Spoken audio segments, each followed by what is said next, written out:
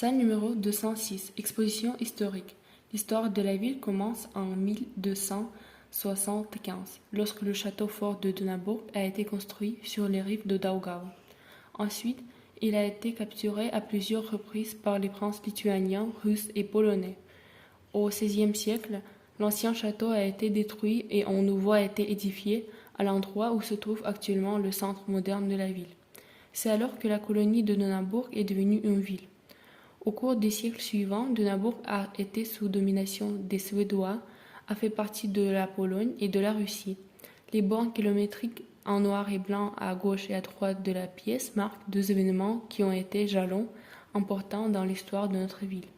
La guerre de 1812 avec la France et la Première Guerre mondiale. Un épisode significatif de l'histoire de notre ville concerne les événements qui s'y sont déroulés en 1812. Lors de la guerre contre Napoléon, le fort de Donabourg a joué un rôle stratégique en tant que point de défense. Situé sur la route de l'avancée de l'armée française, il servait de point d'appui important pour les troupes russes, assurant la protection de la ligne de la rivière Daugava, Dvina occidentale. De plus, l'expérience des troupes françaises lors de la prise de la forteresse a conduit les commandants militaires à prendre en compte le fait que le siège de telles forteresses sur la route de Saint-Pétersbourg retarderait l'avancée et obligeait à diriger les troupes vers Moscou. Toutes les figurines de la salle historique ont été réalisées par l'artiste Piotr Khudavchuk, dont vous avez découvert les œuvres dans la salle 202. Dans cette vitrine, vous pouvez voir des mini-sculptures des personnages historiques qui ont joué un rôle important dans la ville de Donabourg ou qui ont y été liés. Numéro 2. Cette partie de l'exposition est consacrée au 4e centenaire de la dynastie des Romanov, dont le premier représentant est monté sur le trône en 1613. Il s'agit du tsar Michel Ier Féodorovitch.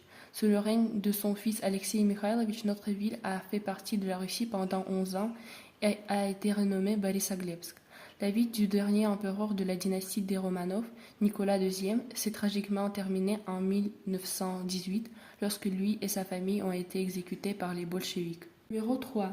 1812 raconte une période importante de l'histoire de notre ville.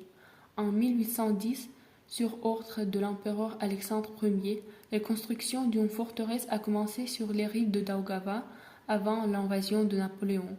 En 1812, la forteresse inachevée a réussi son baptême du feu en repoussant les attaques de l'armée napoléonienne.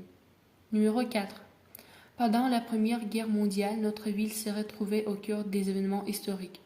Au début de la guerre, Dvinsk était un point stratégique important.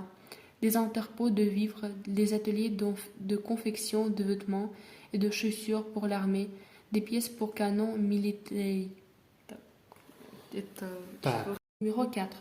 Pendant la Première Guerre mondiale, notre ville s'est retrouvée au cœur des événements historiques. Au début de la guerre, Dvinsk était un point stratégique important. Des entrepôts de vivres, des ateliers de confection de vêtements et de chaussures pour l'armée, des pièces pour canons mitrailleuses y étaient concentrées, ainsi que l'un des plus grands hôpitaux militaires de Russie. Les plans de l'armée allemande de traverser la Daugava et de prendre la ville rapidement n'ont pas abouti. Pendant plus de 2 ans, la 5e armée a maintenu la défense. À Dvinsk, des nouveautés en matière de technologie militaire ont été utilisées et certaines des premières batailles aériennes ont eu lieu.